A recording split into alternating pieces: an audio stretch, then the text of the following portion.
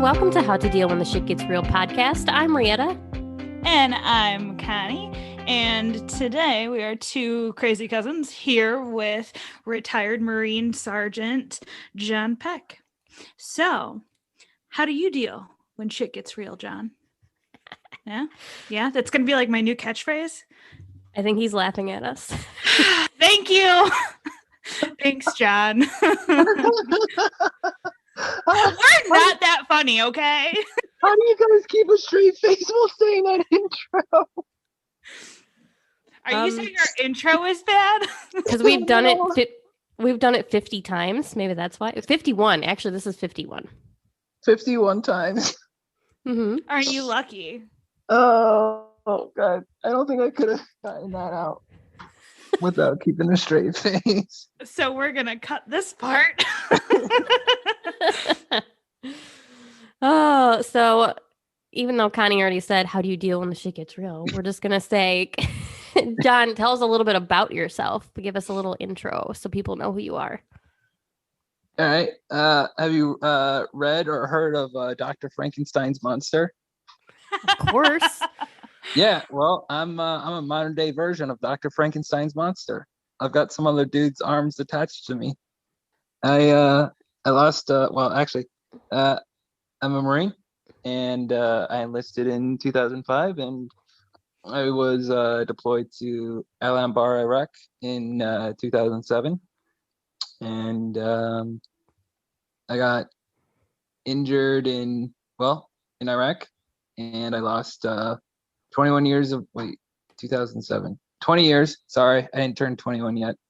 I lost 20 years of my memory, along with balance issues, some hearing issues, and some speech issues. I still have problems recalling certain words, so I immediately have to become a thesaurus sometimes, which is great. Thankfully, I don't have legs anymore, so I don't really have to worry about balance anymore. And then in 2009, I re-enlisted, and in 2010, we went to Helmand in Afghanistan, and I got blown up again. This time I was walking around using a metal detector, and we went into a compound, and I was the first in, and started sweeping around for IEDs and stuff like that. As I went in, my guys followed me and cleared in and cleared up to each individual room. Guys entered the rooms. They didn't find anything at first. In one of the rooms, they found a car battery and some wires. And then I went into their little bathroom area, into their little 3-foot-high storage area, and everything looked clear. And then I went to go tell my sergeant I was going to hold security outside. And next thing I know, I took a step forward, and I was being blasted through the air, and immediately became a triple amputee. I lost my right arm above the elbow. Lost both my legs.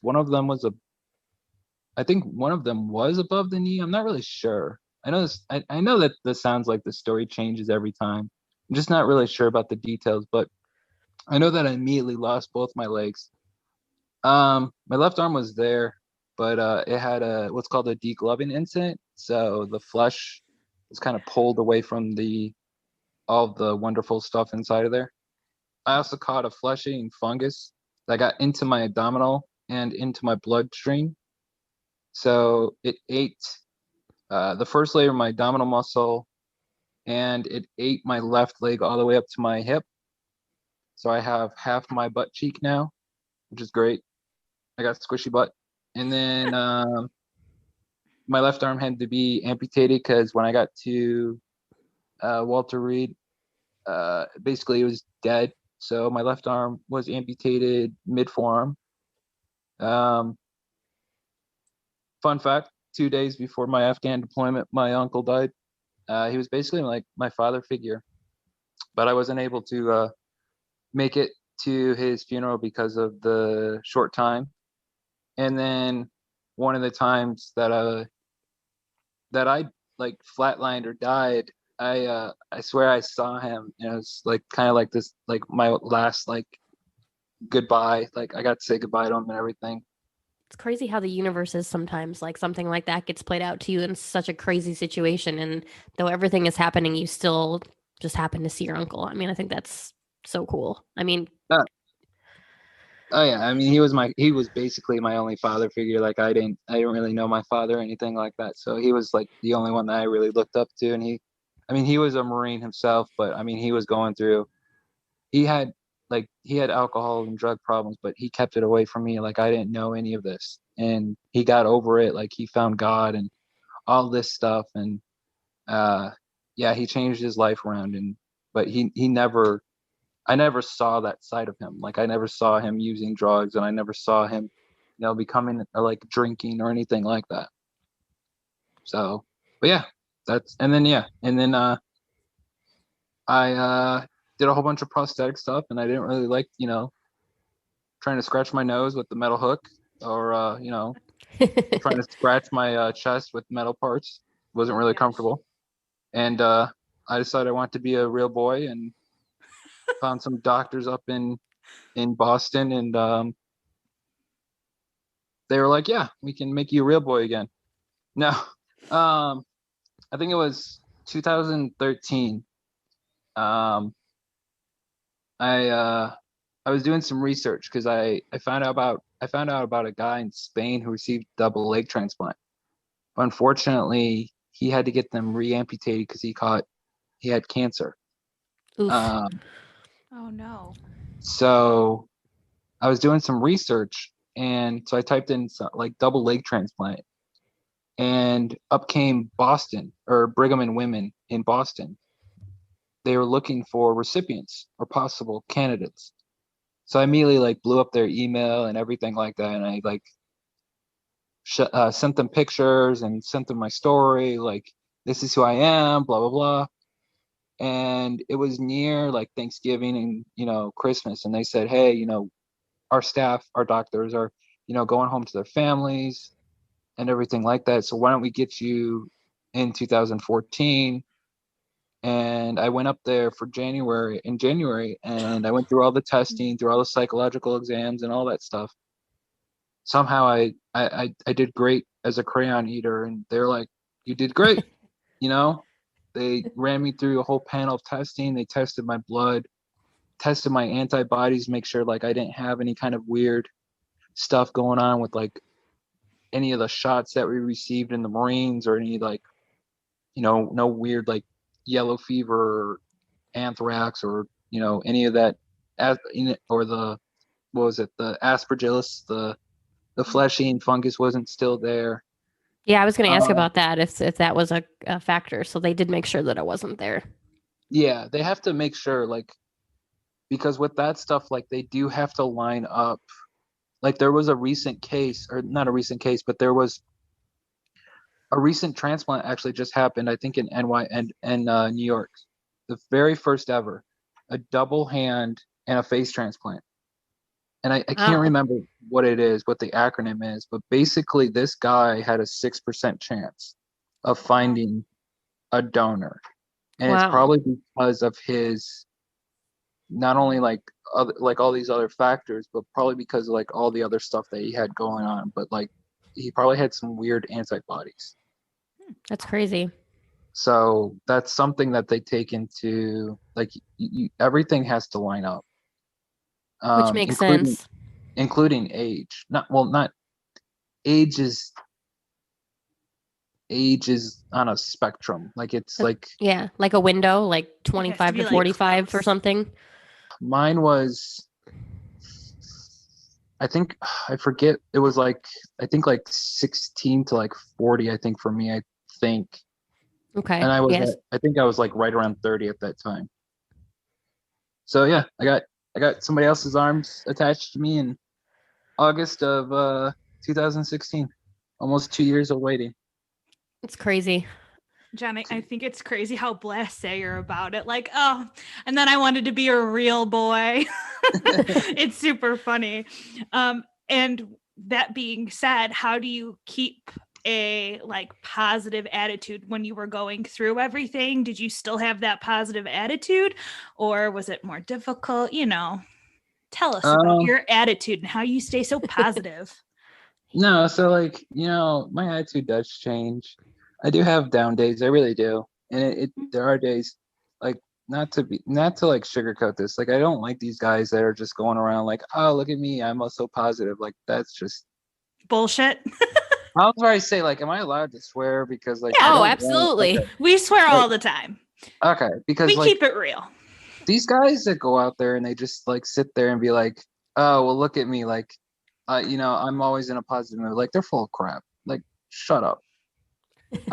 When I first woke up, like I was fine, and then I received like more and more, and then I was also married at that time, and I found out that she was sexting another dude while I was in a coma. She tried pulling the plug on me.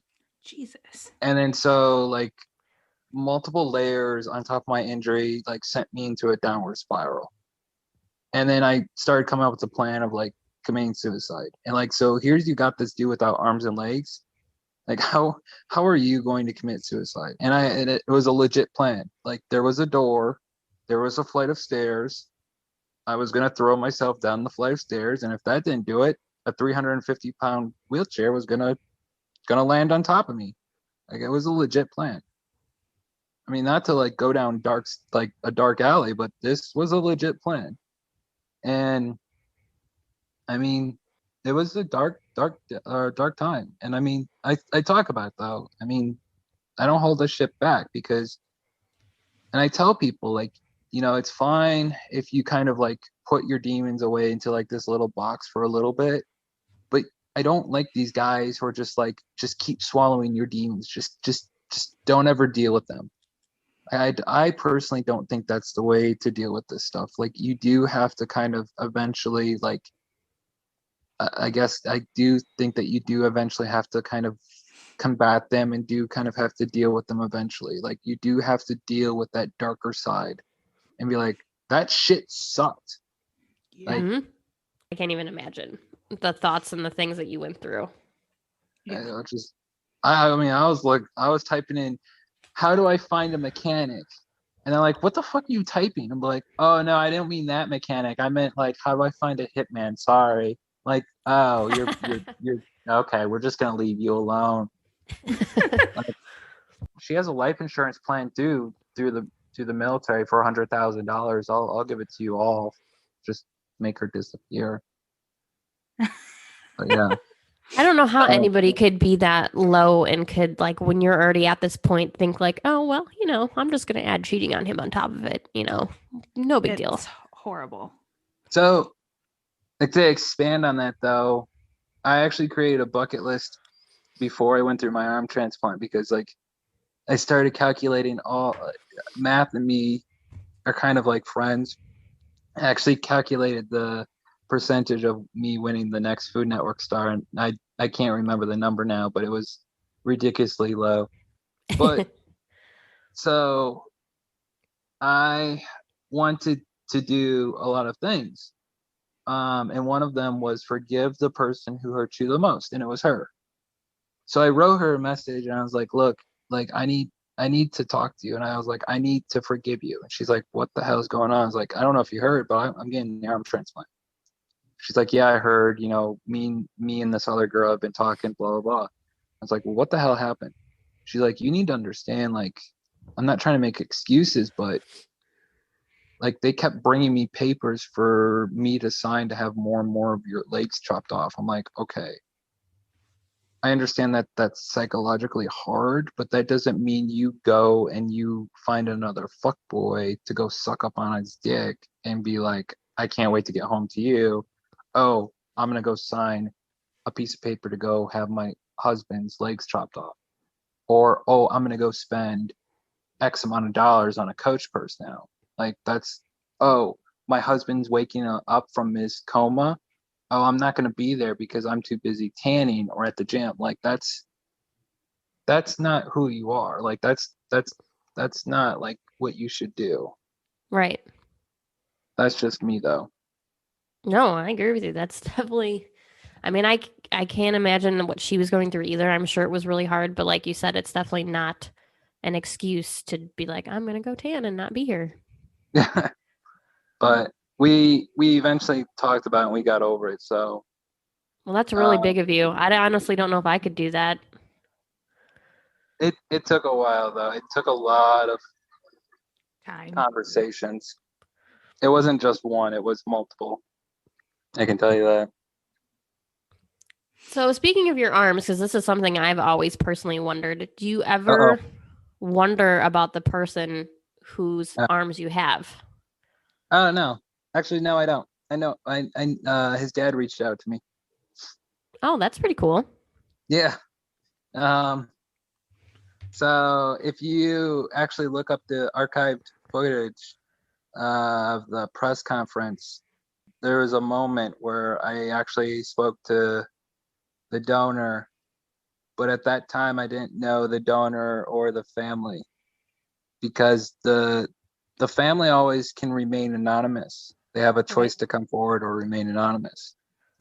And at that time, they decided to remain anonymous. And we, as the recipient, have a way to write them a letter. But like, how do you write a letter to somebody that you have no face? Mm-hmm. You just have their arms. So I was trying to think of like, what do I say to this person? But we have to like write the letter and then send it to the organ bank and all that stuff. So I can't remember what I said, but something like in my speech at my press conference like made his father like want to come forward and everything. And his son was had a rare disease, and it caused like, did you ever see like Good Doctor? No, I've never watched that, but Connie, I think you do, right? Nope. Sorry. Oh, I'm wrong. Sorry. Tried, you So, failed. Moving on. His son had his son's name was Chris, and he had like high functioning autism. Okay. And by the age of 5, he was playing Beethoven on the piano. 7, he Wow. was playing Aerosmith on the guitar. Wow. Uh, his father didn't need to bring a GPS or a bus map. He could memorize anything. Have you ever seen, did you guys ever see the video of like the guy like going up to like the Empire State Building once and then coming down and like painting the New York skyline by hand? He could basically do that just by like sitting up there for an hour. Like, I haven't seen that, but I did see the movie about the two twin women that have autism, and there's a name for it, and I can't remember the name for it, but there is something they have a name for it of what that is, what their ability to memorize like that is. I think those two women, those are the women that can remember like the music stuff, right? Yeah, they know everything about music. They knew everything about like Dick Clark. They love Yep. Dick Clark. Mm-hmm. Yeah. Yeah. So yeah, he could remember like stuff like that. But yeah, I he think was they're also called like Saviance or something like that. yes. But yeah, he was extremely kind, and then he was also extremely helpful. But I can't remember, but I think it was like on their 15th wedding anniversary, they moved away to New Mexico, and then he decided to stay in that area, but at like a long-term living facility because he still needed some kind of assistance. Mm-hmm. He told his aide that he wasn't feeling well, and oh, another condition was he also had seizures or strokes. I cannot remember. And partial blindness. But he told his aide that night that he wasn't feeling well, and he actually had a brain aneurysm that night. Oh my And goodness. yeah, on his parents' 15th wedding anniversary, they got the news and everything, and that he was like pronounced brain dead and everything. So, but yeah, his dad reached out to me, and it was kind of weird. It was just kind of like I received this long Facebook message, and I was kind of like, just like taken back. I'm like, is this is this legit? Like, and we had to go through this like certificate, like not really certification, but like, you know what I mean? Like making sure like this guy was like the real deal, like through the organ bank and everything. Like, yep, that's your donor's father. I'm like, okay. That's That's cool. intense.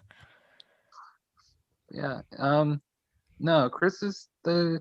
Yeah. I mean, Chris. I mean, I still think about everything. I mean, not as much anymore because it's still like we do a lot and everything. But yeah, Hmm. it's weird. No, I think it's actually cool that you like about him. Yeah. It makes it not so, I don't know, like as Weird. anonymous, I guess. Yeah, or weird. Yeah, there you go. I didn't know what word to use. To me, I would just be like weird, be like, I have these arms, but they're not mine. Whose are they? They could be anybody. It would be like not necessarily weird, but it would be like unknown. I Right. still want to get fingerprinted. Ooh. Ooh. I still want to get fingerprinted because I still want to see if like my fingerprints have taken over. If he's Ooh, still, that's interesting. That is If- interesting. It's an interesting thought. I would have never been like, hey, maybe my fingerprints are now this guy's fingerprints. Or maybe Or if they're we mixed create- together. Yeah, maybe. Or if Your we create- DNA has taken over a little bit of his fingerprints. Deep thoughts here on the podcast. So, what would your advice be to people trying to overcome severe injuries like yours? Because you've already gone through it. So, I think remaining like the one thing is you gotta like laugh at this shit. Like you gotta be honest. Like I think having a great sense of humor is probably like the best thing. The one thing is like a lot of people actually don't like how I laugh at a lot of stuff. Like people find it hard sometimes. feel that. Yeah. They're like, do you ever be serious? I'm like, can you be No. serious for a minute? I'm like, no. Is it a minute yet? They're like, so yeah, I mean, a great sense of humor is one thing. But then another thing is your expectations. Like going into the arm transplant, I'm like, all right. So like I knew that there were going to be things that I knew right off the bat that I wasn't going to be able to do. I knew that most likely I wasn't. I mean, I knew right off the bat I was never going to play. Like I knew I wasn't going to ever be able to like pick up like a PS4 controller, something like that. That's what I mean by like don't have like these high expectations. For instance, like Todd Nicely, he's a double hip dysartic, right? Not to be an ass, but he's never going to run marathon.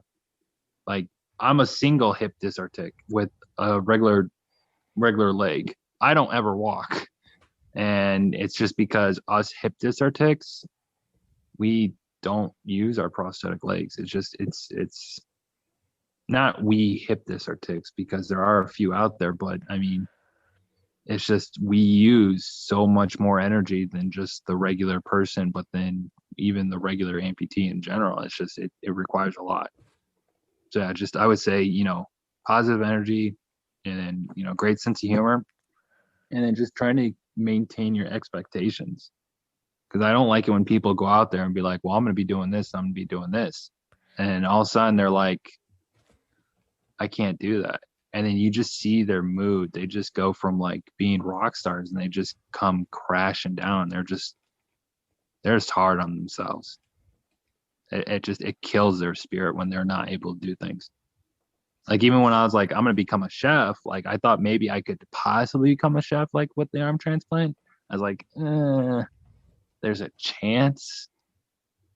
There's possibly a chance. And I knew it was gonna be hard. So like when it hit me that I couldn't, I wasn't like, well, fuck this shit. I'm gonna chop these things off. Like it's pointless. Yeah, you definitely wouldn't want to do that. No. Not after everything you went through. No. So yeah, it was just one of those things. Like just maintain your expectations. I gotta trim that nail. Random thoughts of the day. I need to trim my nail. It's really long. This is like a crack nail too. I was like looking at it when you were in the other position. I was like, that one nail is really long. Shit. Connie like, bringing out the honesty. Like I am. Yes, I am. I just saw it and it was like the only nail that was really in view. And I'm like, that's a really long nail. I wonder if there's a purpose for that really long nail. And now we know. Like, I got this weird, like I've had this rash going. It's nothing like bad. It's just, it's like, it's not really rejection, but basically it's kind of taking over it's not really, it's hard to explain, but it's just this spotty little rash that won't go away. That's and ever annoying. since we moved, it's kind of like they think it's rejection, but they're not sure. They're just like, oh, we're just going to leave it alone. But the reason I haven't trimmed my nails is because some of my nails, because of the rash. Yeah, because some of my nails are actually gone. Like I don't have a thumbnail on my left hand. Oh. Is that from the explosion? No, I didn't have hands after the explosion, Rieta. I know, I'm kidding. She I'm has sorry. a bad sense of humor. I do sometimes. John knows this. John knows I have a bad sense of humor sometimes. That was just so boring. I know. But then some of them are actually cracking. Like they're actually like cracking right down the middle, so they catch like on fabric. That's annoying. Ew. I'd be ripping those suckers off. Yeah. Gross. I said it, but in reality, that's gross too. Yeah. Yeah. John knows that I'm going to pump his book for him because it annoys him. Because it annoys him when I do, and because I loved it. But my question relates to your books. You're just going to have to get over it. When are you going to make a book about me and Mandy? Whenever you want. Let me know. We will sit down together and we will make a book. Based on a true story. Based on a true fantasy. Oh, okay. Based on a true fantasy. So I want to know what, it's a lot to put yourself out there like that and to write a book about your whole story. So what made you finally decide that you wanted to write a book and you wanted to tell people your story? Well, you wrote one too. Well, mine's fake. Well, my first one was kind of real, but that's different. Okay, so you know the process. But explain it to our listeners, okay? And the nonfiction process is actually really different than the fiction process. Just like, yeah. Well, okay, so it sucked. It really sucked. Is this needed? Yeah, it has context. Are you sure? Yeah, it has context later on.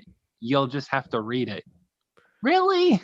That's how it went. It was just it was a lot of that. But before you got to that process, like what made you even like want to write it? Was it just I didn't. Oh, you didn't? I did not want to write a book. Actually, it just no, I did I do not like the spotlight. Like I'm a very like Yet you're here on our podcast. I don't mind this. I don't mind this. This is fine.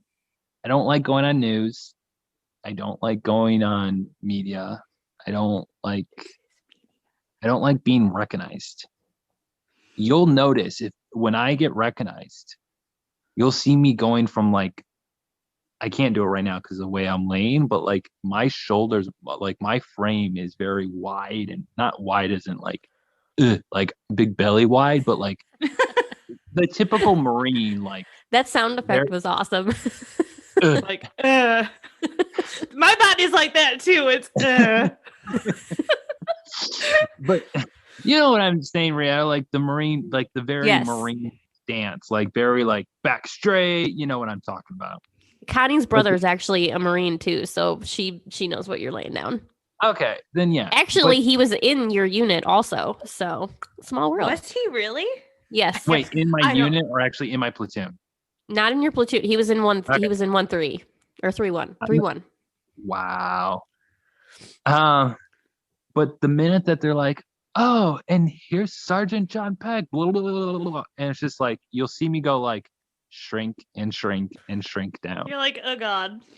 Yeah, it literally is. I'll just go. It's like, am I turtle enough? Turtle.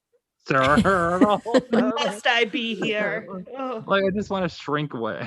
Like I do not being recognized. But yeah, the two co-write, well, I guess two, but it was a husband and wife team. Deva came and said, "Hey, I really wish that we would have wrote that book."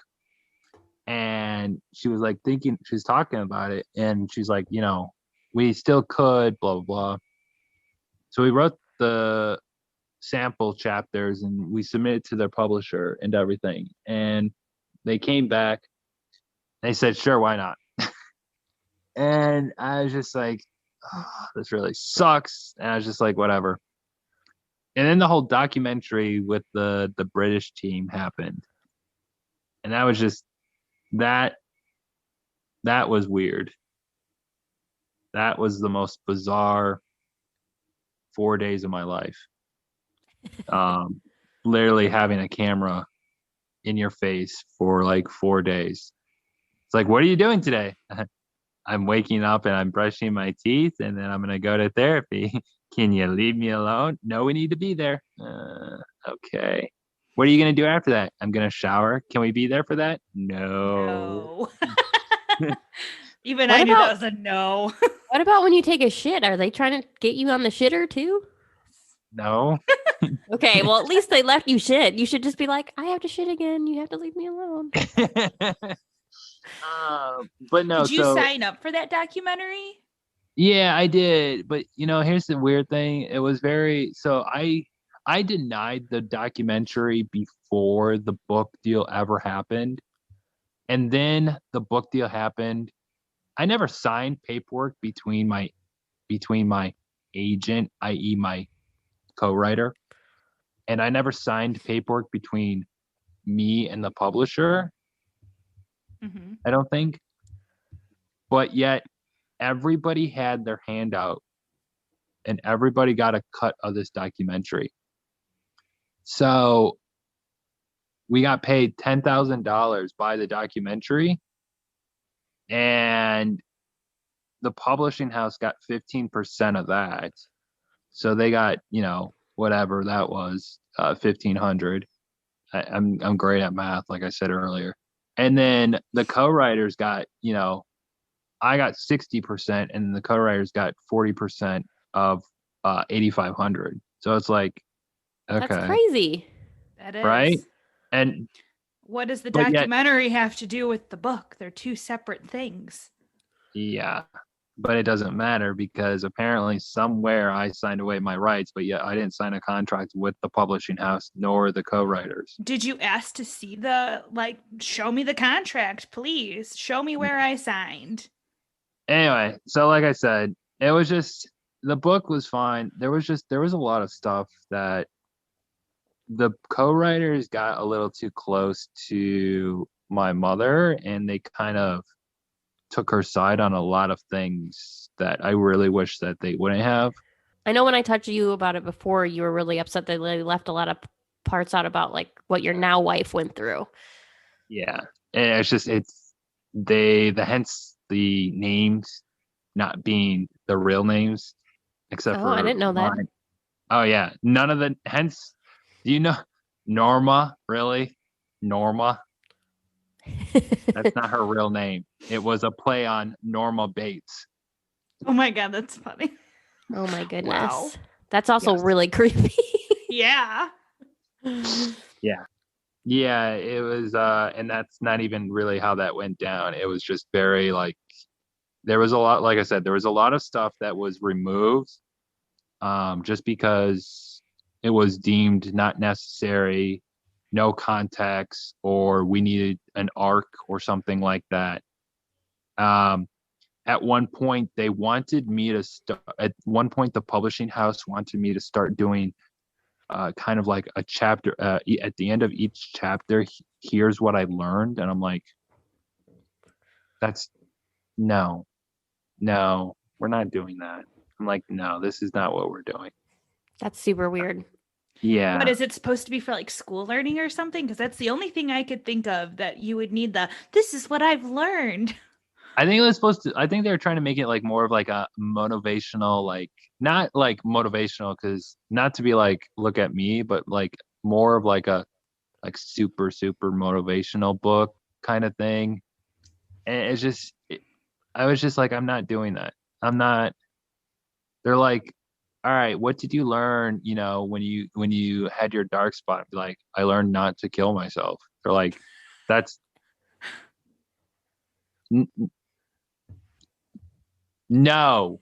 Like, well, you asked me what You did I asked. learn. And that's Uh, the black and white answer of what I learned. no, it's just, and then the other thing is like, they were supposed to help us with a publisher. The Mhm. only reason we got on like Fox and Friends is because of our connections with Jennifer Griffin. That's the only reason we got on there. And then they were supposed to help us with the publisher and getting us on like all of these other like talk shows, and it never happened. And Which it's is just like, good because you don't like being on the news anyway. So but I would have done it to help with like book sales though. I Yeah, And like, so that you could actually make some more money out of it. Yeah. I just had yeah. to tease. I just had to tease because you said you didn't like being in the spotlight. So Oh my god. All right. Oh my god. Oh my god. Yeah, yeah. Yep, that's Rietta. Yeah. Perfect job. No. No. No, I mean, it's fine. I mean, the other thing is though, I put it up front right in the book, like right in the beginning. It says like, look, I'm not here for money. I'm not here for fame. But like, yeah, the extra money does help. But like, let's be serious. Like, this book is, to help people, and like, and I do. I mean, yeah, the messages have stopped, and that's fine. But the thing is though, people did message me and they say, hey, I just want to let you know that this, has helped me one way or another. And if it has helped them, if it helped like one person, 5 people, 10 people, Then then perfect. that's all I care about.